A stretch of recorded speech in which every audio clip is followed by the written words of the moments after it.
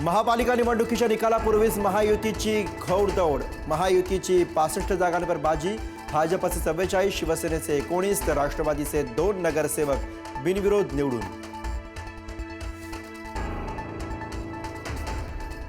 कल्याण डोंबिवलीत शिवसेना भाजप युतीची सत्तेकडे वाटचाल. युतीचे 15 नगरसेवक बिनविरोध.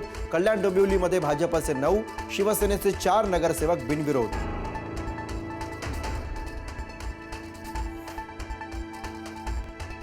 नाशिकमध्ये अर्ज मागे घेण्यावरून राणा बाळा शिरसाठ आणि वंदना बिरारी आमने सामने.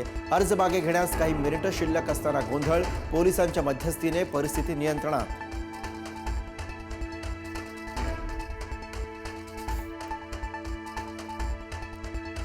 आदित्य ठाकरेंच्या वरळी मतदारसंघात बंड कायम. वरळीमध्ये बंडखोरी शमवण्यात ठाकरेंच्या शिवसेनेला अपयश. वरळीत ठाकरेंच्या शिवसेनेच्या 7 जणांची बंडखोरी. सूर्यकांत कोळी, श्रावणी देसाई, संगीता जगताप, विजय इंदुलकर यांचं बंड कायम.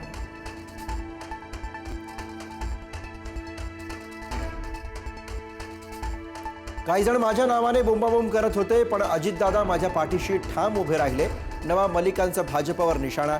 तर 16 तारखेला आमची ताकद कळेल. आमचा महापौर होईल, मलिकांना विश्वास.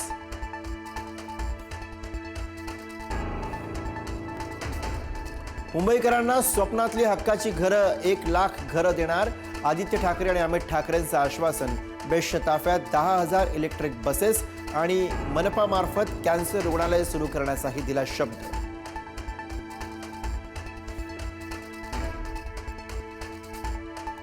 मनसे अध्यक्ष राज ठाकरे 20 वर्षांनंतर शिवसेना भवनात जाणार.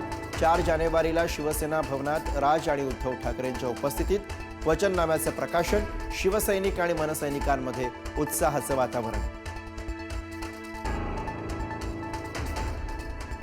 मुंबई महापालिकेसाठी उद्या महायुतीच्या प्रचाराचं नारळ फुटणार. मुंबईच्या वरळी डोममध्ये महायुतीची पहिली जाहीर सभा. मुख्यमंत्री फडणवीस, उपमुख्यमंत्री शिंदेंसह प्रमुख नेते राहणार उपस्थित.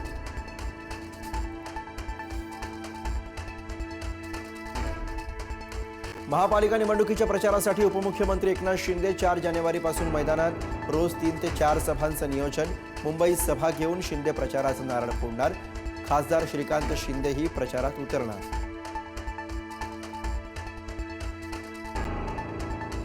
नागपुरात भाजपच्या किसन गावंडे यांनी उमेदवारी अर्ज घेतला मागे. मुख्यमंत्री फडणवीसांसोबत चर्चा केल्यानंतर अर्ज मागे घेऊ नये म्हणून किसन गावंडेंना कार्यकर्त्यांनी ठेवलं होतं घरात कोंडून.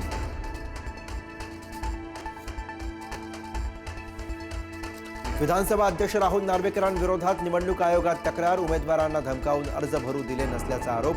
आयोगाचे पालिका आयुक्तांना अहवाल पाठवण्याचे निर्देश.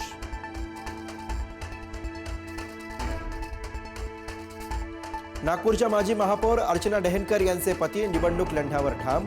नितीन गडकरी, बावनकुळेंकडून मनधरणीनंतरही विनायक डेहनकर रिंगणात. माजी महापौर अर्चना डेहनकर थेट माहेरी गेल्यानं चर्चा.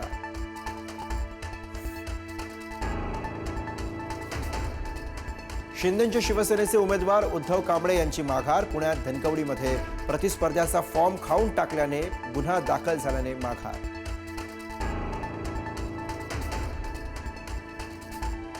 नाशिकमध्ये सुधाकर बडगुजर यांच्या घरात दोघांना उमेदवारी. सुधाकर बडगुजर प्रभाग क्रमांक 25 मधून भाजपचे उमेदवार, तर मुलगा दीपक बडगुजर प्रभाग क्रमांक 29 मध्ये भाजपचा उमेदवार. बडगुजर आणि मुकेश शहाणे संघर्ष पुन्हा पेटणार.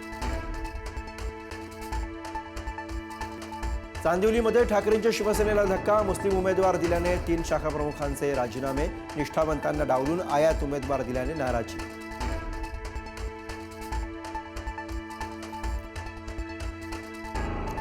माजी आमदार विठ्ठलराव भैमुले यांच्या घरावरती कोयता गँगचा हल्ला.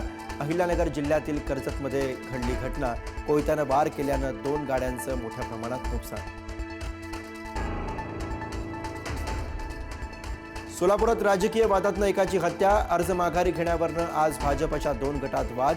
मध्यस्थी करण्यास गेलेल्या मनसेच्या बाळासाहेब सरवदेंची हत्या. शिंदे गटाच्या लोकांनी हल्ला केल्याचा आरोप.